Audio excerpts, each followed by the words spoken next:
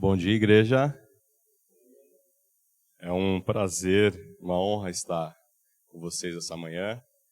E eu imagino o discípulo de Calvino, de Lutero, de Spurgeon, assumindo um púlpito. E é a sensação que eu tenho nesse exato momento. Esse é um púlpito pesado de um grande homem de Deus, então eu espero que o Senhor me capacite para trazer o recado vindo dos céus. Continuando na nossa exposição do livro de Filipenses, peço que os irmãos abrem Filipenses 3. Nós vamos ler o versículo 17 ao versículo 21.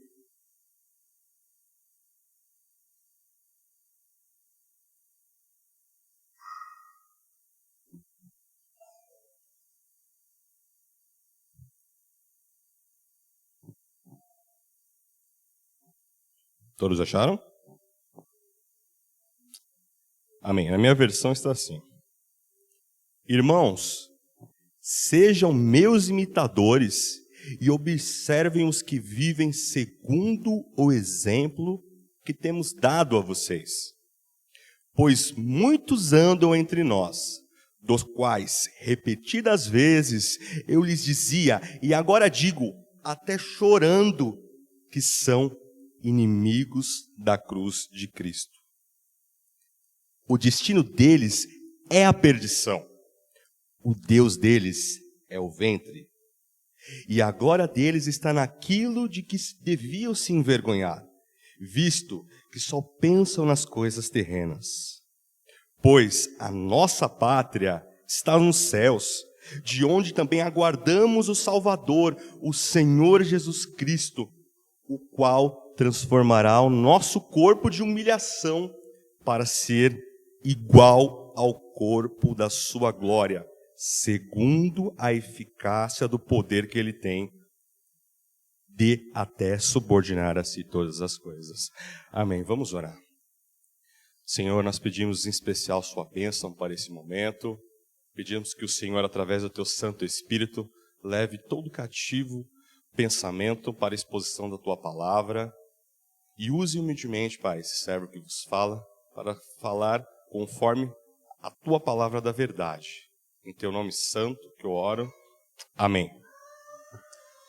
Como é ser um estrangeiro? Como é ser um estrangeiro? Em Sorocaba tem muitos haitianos que vivem, é uma colônia muito grande de haitianos que vivem aqui. E é engraçado eles tentarem aprender a língua, os costumes, os hábitos. E o jeito nosso de viver, o jeito sorocabano, votorantinense de viver. Agora tem o nosso irmão aqui, que ele morou fora por um tempo. Ele morou um tempo na França. E ele sabe muito bem a dificuldade que um estrangeiro tem de se adaptar a um país nativo. A língua, os costumes e tudo mais. Tem que se adaptar a diversas coisas. Agora, até mesmo quem se mudou, digamos, de Manaus para vir para Sorocaba, muda muita coisa. O Brasil é um país continental. Então, até mesmo se você mudar de Manaus ou Acre para o Rio Grande do Sul, até mesmo a língua muda. É praticamente um outro país. E tem todas essas dificuldades, né? Tem um texto escrito por um estrangeiro, um francês que mora muito tempo no Brasil, que ele percebeu algumas coisas que talvez nós brasileiros não percebemos porque estamos habituados em morar aqui no Brasil. Porque o estrangeiro, ele percebe coisas que o nativo do país não consegue identificar. E tem algumas coisas bem engraçadas, né? Olivier, ele fala assim, ó: eu acho engraçado, os brasileiros comem tudo com muito guardanapo. Ele diz assim que o brasileiro, ele encontra um amigo que não vê há muito tempo na rua e fala, puxa, vamos se ver, vamos marcar de se ver, eu te ligo. Mas ele nem se troca um telefone um do outro. Ele diz assim, nossa, no Brasil há 3 padrões de tomada. é realmente inexplicável. Ele diz, aqui no Brasil tem um organismo chamado cartório. Eu não quero nem falar sobre isso. Aí ele fala, aqui no Brasil tem 3 palavras para mandioca. Mandioca, aipim e macaxeira. Lá na França nem tem mandioca. E assim por diante, né? E a gente vai ver no texto que Paulo ele faz algo semelhante, que é a perspectiva de você ser estrangeiro neste mundo. E a Bíblia fala, nós lemos que nós somos estrangeiros, nós somos peregrinos neste mundo estranho. Nós temos desafios e também temos oportunidades. Os estrangeiros conseguem ver isso, ele consegue discernir de uma maneira melhor. E o cristão também, ele consegue discernir e ver um mundo caído de uma maneira diferente. O chamado é para ver que você, cristão, não é desse mundo. Que você não é apenas brasileiro. Que você é cidadão do céu. O chamado é que você mude radicalmente, uma mudança de mente, a maneira que você vive. Para quê? Para você influenciar os outros na caminhada cristã. Mas se eu pudesse resumir esse texto que nós lemos em uma frase, eu poderia dizer assim: na vida cristã, nós devemos andar como cidadãos do céu, imitando nossos conterrâneos, enquanto esperamos a redenção final. Vou repetir. Na vida cristã, nós devemos andar como cidadãos do céu, imitando nossos conterrâneos, ou seja, os heróis da fé, enquanto esperamos a redenção final. Vamos ver no versículo 17, como é imitar nossos irmãos maduros. Irmãos, sejam meus imitadores e observem os que vivem segundo o exemplo que tenho dado a vocês. Talvez você pense, Paulo, acho que você é um pouco orgulhoso, né? É uma carga muito pesada isso, você pedir para os outros imitar você. Mas não. Ele estava lutando muito, mas muito, para ser cristão. Ele era plenamente engajado com a obra, ele conhecia muito bem a Cristo. Ele fazia da vida dele aquilo. E apesar que nós vemos que ele fala, dos pecadores eu sou o maior, ele reconhecia que realmente era um pecador, mas ele tinha um alvo, ele tinha um foco, ele tinha uma referência. E ele aqui está dizendo, olha, observem eu como referência, porque eu caminhei com vocês. E a gente consegue ver no desenrolar de todo o nosso estudo da carta de Filipenses, como ele vem falando isso. Ele vem trabalhando toda essa temática. Ele zelava muito pela obra. E quando ele fala, observai segundo o modelo, nós conseguimos ver também que ele cita Timóteo, ele cita Epafrodito, em todo o contexto que nós temos estudado. Nós temos que observar mentores, modelos, exemplos. Exemplos de pessoas que estão há mais tempo na caminhada cristã, que vivem uma fé sadia, uma espiritualidade sadia. Nós precisamos ter essas pessoas como referência para nós. E eu faço uma pergunta. Você tem sido um mentor, um modelo, um exemplo para outros na caminhada? Algo que é importante é que quando um estrangeiro ele muda para um país, ele precisa aprender com as pessoas, os hábitos e tudo das pessoas que são de lá, né? Então, dentro da igreja mesmo, peça conselho a homens maduros na fé, a homens experimentados, a mulheres que criaram um filho, a homens que já estão bem-sucedidos na carreira. E essas pessoas podem ajudar. E você, em determinada área, acredita que, de certa forma, Deus já ajudou em algum ponto, você pode somar. Você não pode reter esse conhecimento para você. Você precisa gastar isso com seus irmãos. Você precisa acompanhar os mais velhos com os mais novos com os mais velhos. Às vezes os novos costumam muito se acostumar a pedir conselhos na pessoa da mesma faixa etária. Mas nós precisamos olhar para os mais velhos e ter como referência pessoas que têm a espiritualidade sadia, homens de Deus, mulheres de Deus, porque já estão muito tempo caminhando na caminhada cristã. E caso não há aonde você está referências, modelos, você pode olhar os homens de Deus na Bíblia. Você pode ver homens de Deus que passaram por momentos difíceis, mas tem grandes histórias, tem grandes referências de como fazer em determinado campo da nossa vida. E também use homens de Deus no nosso tempo, que escreveram bons livros sobre diversos campos e aconselhamentos. E por aí vai. Seguindo no verso 18. Pois muitos andam entre nós, dos quais repetidas vezes eu lhes dizia, agora digo, até chorando, que são inimigos da cruz de Cristo. Paulo diz antes a necessidade de observá-lo. Por quê? Porque havia homens que estavam deturpando aquilo que ele ensinou. É um alerta forte e muito sério. Tem gente que às vezes anda perto de nós, parece crente, mas não é. É inimigo da cruz de Cristo. E é uma expressão muito forte. A gente consegue ver em toda a Escritura que não existe neutralidade.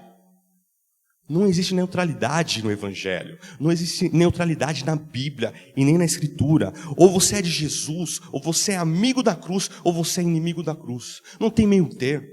Se você está em cima do muro, hoje é o momento de você pensar seriamente: eu sou um amigo da cruz ou eu sou um inimigo da cruz?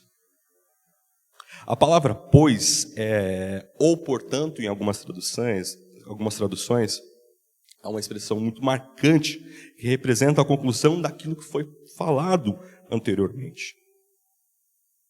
E ele segue então dizendo: andam entre nós, ou seja, infiltrados no meio da pátria.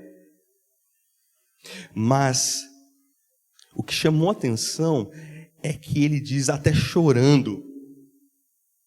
Por que Paulo choraria? Se não me falha a memória, eu acho que é o único versículo que fala, onde mostra que Paulo chorou. Mas por que ele chora? Ele chora, irmãos, pelo estrago desses inimigos da cruz, desses falsos mestres, esses falsos crentes, esses falsos pregadores, esses falsos cristãos. Eles estavam desviando a muitos, eles estavam pervertendo a muitos. Em Coríntios, Paulo fala que um pouco de fermento leveda toda a massa, acaba com toda a massa. Ou seja, um pouco de heresia aqui, um pouco de falso ensino ali. Ele deturpa toda a sã doutrina. Não é o que nós falamos muitas vezes? Aquele ali é lobo em pele de cordeiro. Parece, mas ele não é. Mas quem são esses inimigos da cruz? Nós vamos ver quem são no versículo 19, porque no versículo 19, acompanhe na sua Bíblia, mostra a característica deles. Mostra, e é muito claro que começa do fim. Qual o fim deles? O destino deles é a perdição. O Deus deles é o ventre, e a glória deles está naquilo de que deviam se envergonhar, visto que só pensam nas coisas terrenas. Logo de cara, Paulo fala o fim. Eles estavam na igreja, eles eram, entre aspas, crentes, mas o fim deles está muito claro. E hoje é muito fácil você pensar que existem tantas pessoas em diversas igrejas que fazem atrocidades. Mas o que a Bíblia deixa bem claro é que o fim deles está estabelecido. O fim do falso cristão estabelecido é a perdição. E a perdição aqui que se fala é perdição eterna. Agora, há um debate muito grande sobre quem são, de fato, esses inimigos da cruz no contexto de Paulo. Segundo alguns teólogos, dizem que esses inimigos da cruz eram os legalistas, os judaizantes, na qual no início do capítulo 3, Paulo cita até como cães, e que nós vimos na exposição do pastor Júnior, que seriam essas pessoas que tinham toda a restrição judaica, que lutavam tanto pela circuncisão, que lutavam tanto pelas questões judaicas, para que, de fato, isso acabava esvaziando a graça e o evangelho de Cristo. Eles pregavam uma religiosidade muito forte em detrimento à graça de Cristo.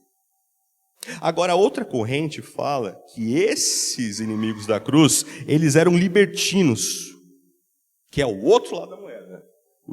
O legalista, ele fala, você não pode fazer isso, isso é proibido, você não pode comer determinada coisa, não pode fazer tal coisa. Agora o libertino falou assim, não, está tudo liberado. Por que está tudo liberado? Porque não, a graça de Jesus já pagou um preço na cruz, então agora eu posso fazer o que eu quiser. Porque está tudo liberado, então acaba deturpando, então acabava confundindo, puxa, mas é mesmo?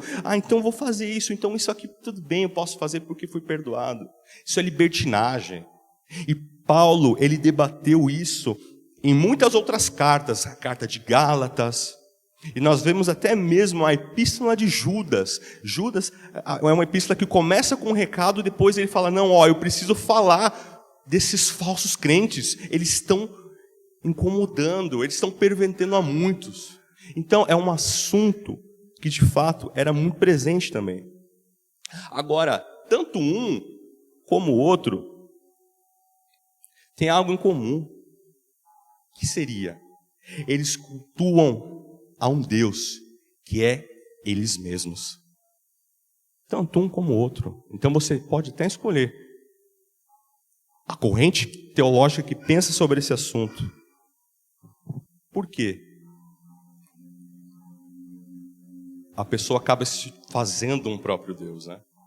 E é aquela expressão muito bem conhecida, quando você não está perante a Deus, você está perante a si mesmo. Agora, ele segue, o Deus deles é o ventre. Ventre aqui, no original, significa realmente a barriga ou estômago, ou até mesmo alguns falam que seria o umbigo. Até uma expressão fala, a pessoa só olha para o próprio umbigo. Esse egoísta, só pensa em si, acaba cultuando a si mesmo. Sofre que ouvi uma vez que é umbigolatria. Ou seja, seus apetites, a sua motivação para satisfazer seus desejos, é o que move a pessoa. É quando a pessoa acorda, é o que faz, é o primeiro pensamento, é o primeiro desejo. Ou seja, a própria satisfação carnal, e é aquilo que deturpa a glória de Cristo. Que ele segue dizendo, a glória está na sua infâmia.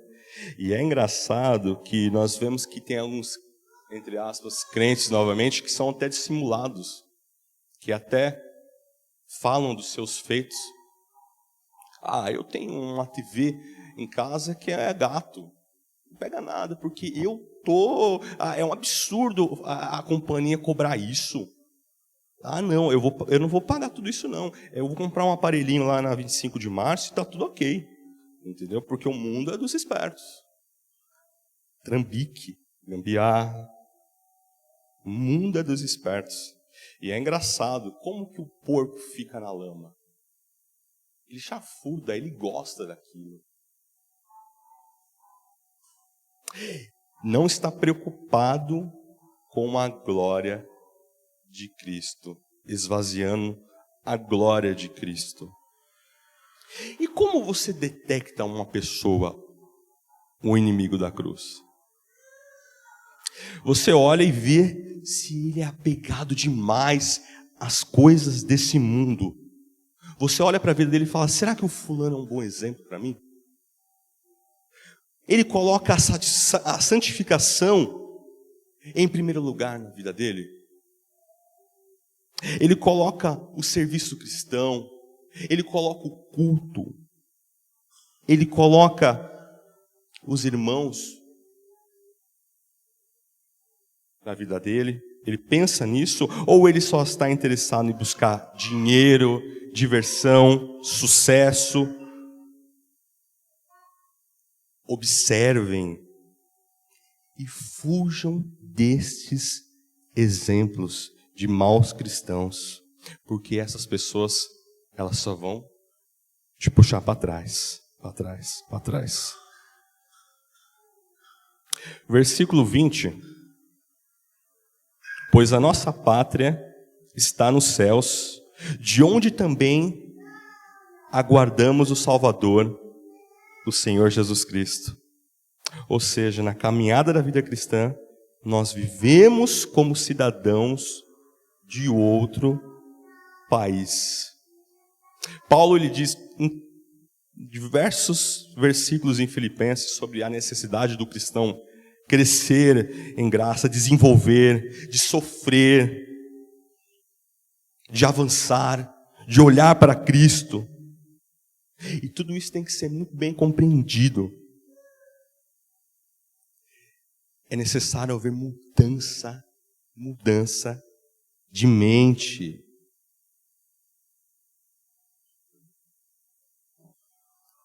Meu irmão, imagine que se alguém chegasse para você e falasse, olha, você acha que você é terráqueo, mas você não é. Você é de outro país. Pensando assim, imaginando, né? Você iria pensar, puxa, tá bom, mas de que país, de que planeta eu vim, né? Como que é o meu planeta? Como que as pessoas vivem lá? Qual que seria o meu passado? O que é valioso nesse planeta? O que não é? E é exatamente isso. Se você parar para pensar, nós somos estrangeiros nesse mundo. Como que você vive nesse mundo? Como que você sente a sua existência nesse mundo? Você se sente confortável nessa terra? Ou você sente que há algo que está faltando? Uma separação com o Criador. E se tratando de estrangeiros, diz que há 3 tipos de estrangeiros, né? O primeiro tipo de estrangeiro diz que é aquele que muda e quase se torna nativo do país. Ele luta até para eliminar o sotaque. E muitos mudam até o nome. E até mesmo não tem mais contato com as pessoas do país de origem. Ele quer realmente erradicar tudo. Isso aconteceu muito no século XX com os italianos, quando se mudaram para os Estados Unidos. Muitos se mudaram até o sobrenome para um sobrenome americano, né? E talvez o cristão também, o falso cristão, às vezes ele quer se tornar mais cidadão da terra do que o cidadão do mundo. Porque o coração dele já não está mais no céu. O coração dele já é totalmente desse mundo. O segundo tipo de estrangeiro, ele vai e ele quer continuar como vive no país de origem. É muito fácil pensar nisso quando vê brasileiros na Flórida, em Miami. Eles ficam 10, 15, 20 anos num gueto. Eles vão a restaurantes brasileiros, eles só têm amigos brasileiros e fazem uma colônia de brasileiros. E é como se ele estivesse vivendo no Brasil, só que na Flórida, nos Estados Unidos. E tem cristãos que fazem o mesmo, que só vivem no gueto evangélico, só vivem no evangeliquez, só vivem com pessoas da igreja, com tudo que é voltado às pessoas da igreja. Até a linguagem, por muitas vezes, é diferente, né? E por quê? Porque a pessoa, às vezes, não quer contato com o mundo, porque tem medo de perder a identidade. Só que eu acho que o terceiro, e é muito claro quando nós vemos na Escritura, é o caminho do peregrino, é o forasteiro, é o estrangeiro, que ele sabe muito bem de onde ele veio, o lugar, mas ele sabe muito bem o propósito por que ele está aqui. Ele mantém a identidade de estrangeiro, mas aprende a língua, aprende os costumes do outro país, e ele é cidadão de 2 países, como um embaixador. Ele vive entre 2 mundos. Ele tem a seriedade de alguém que está em missão. Ele é um embaixador que está com o passaporte em branco falando: eu quero que você conheça o meu rei, o meu redentor, o meu salvador, aquele que pode dar um passaporte de vida eterna para vocês. E esse é o verdadeiro crente, irmãos. E esse é o verdadeiro cristão. Mas nós bem sabemos que não é simples assim. Porque muitas vezes nós temos dentro de nós mesmos confusão da nossa cidadania. Porque aos poucos nós vamos perdendo a nossa identidade. Às vezes nós perdemos o contato com a Escritura da maneira que nós deveríamos, ou contato com os irmãos, ou a ausência de vir nos cultos, e aos poucos a gente vai perdendo um pouco nossa identidade.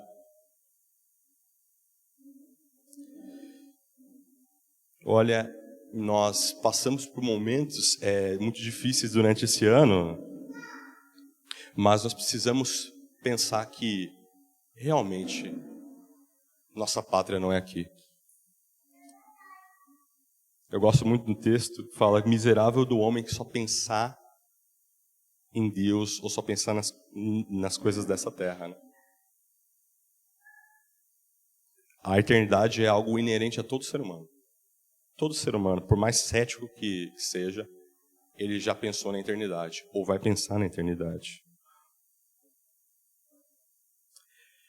Caminhando para o final, irmãos, versículo 21, ele diz: o qual transformará o nosso corpo na sua glória, segundo a eficácia do poder que ele tem de subordinar a si todas as coisas. Nós vemos aqui muito claro: corpo da humilhação e corpo da sua glória. Vocês lembram do corpo de Jesus ressurreto? Os discípulos, eles reconheceram, mas tiveram uma dificuldade de entender, de ver. E Tomé até tocou, ou seja, é um corpo de carne e osso. A Escritura mostra que Jesus comeu com os discípulos, mas mostra também que ele tinha habilidades e era um corpo glorificado. Agora nós vemos que o nosso corpo realmente é um corpo de humilhação, um corpo de pecado, um corpo de dor, um corpo que muitas vezes nós passamos por enfermidades, nós se entristecemos. É um corpo porque está manchado pelo pecado, que é a humilhação, E aqui deixa muito claro que nós não vamos ter esse corpo pecaminoso para sempre, que nós vamos ter esse corpo glorificado de Jesus. E a maior prova que nós vamos ter esse corpo é que Cristo ressuscitou da morte e falou: esse corpo também vai pertencer a vocês. Você vai ter um corpo glorificado, você vai ter um corpo ausente de doenças, ausente de pecado e ausente dessa humilhação terrena. E eu penso muito nisso, e quando você fica mais velho, você pensa muito com relação à saúde, né? Quem nunca parou para pensar na saúde, e às vezes começa a aparecer dores na qual não tinha mais, né? Você não tem mais o mesmo ânimo para algumas coisas, e você sofre enfermidades, tem gente que adoece, tem gente que tem câncer, muitos também foram acometidos por esse ano por doenças, e nós passamos por um momento de saúde muito complicada, né, no nosso mundo. E pensar que vai haver uma ressurreição para tudo isso. Não vai ter mais doença. Você que sofre de dor, você não vai ter mais essa dor. Vai ter uma ressurreição para você. Você que pensa em injustiça, vai ter justiça para você. Você que por muitas vezes tem uma família quebrada, destruída, terá uma ressurreição para você. Você que por muitas vezes chora com o pecado, às vezes luta contra o pecado, às vezes clama a Deus para mudar a sua vida, mas às vezes tropeça no pecado, haverá uma ressurreição para você. Um dia voltarás para casa. Um dia voltará para casa. Irmãos, precisamos ter esperança no céu. Precisamos cantar sobre o céu. Precisamos falar sobre o céu. Precisamos ansiar o céu. Pensar nas coisas celestiais. Pensar nas coisas que vêm do alto. Precisamos falar isso. Isso precisa permear nossos corações. Isso precisa permear nossas agendas. Isso precisa permear o nosso mundo. As pessoas precisam conhecer o céu que nós conhecemos. Mas nós precisamos entender um pouco mais, estudar um pouco mais. Pedir a Deus, coloque essa ânsia pelo céu, pelo encontro, por um momento. Na correria do dia a dia, nós somos tão terrenos, pensamos tanto nas coisas desse mundo e esquecemos que nossa pátria não é aqui. Nós somos forasteiros, irmãos. Pedro fala, nós lemos, vocês são peregrinos, vocês estão de passagem aqui. O homem mais velho que vive vai chegar a 100, 110 anos no máximo e chega num estado muito difícil. Agora imagine o tempo terreno como um tempo celestial, a eternidade. Eu vou encerrar lendo um trecho desse livro do Matt Chandler, chamado Viver é Cristo e Morrer é Lucro. Ele fala assim: quando a história como o mundo a conhece não existir mais, e não houver mais grandes reis e grandes guerras, ou grandes maquinações políticas, quando não houver mais história de países a estimar, e não houver mais dólares, quando não existir mais a oposição do forte ao fraco, e tudo o que sobrar for a história do grande Deus e Rei, e tudo tiver sido endireitado, e os heróis forem então os missionários e os ministros da graça, o que todo crente pode ser, e os nossos olhos o contemplarem como ele é de fato, não há palavras. Aí deve estar nosso coração. Mas não estamos lá, e ainda assim estamos. Vamos aguardar esse dia com expectativa e ansiedade. Fixemos nossos olhos do céu, onde nossa cidadania está firmemente assegurada, onde estamos no presente, unidos a Cristo em espírito. Então somente sejamos fiéis ao que já alcançamos e ao que ainda alcançaremos. Eu encerro com uma pergunta: você é estrangeiro ou patriota desta terra? Onde está teu coração? No céu ou na terra? Que Deus abençoe vocês, irmãos.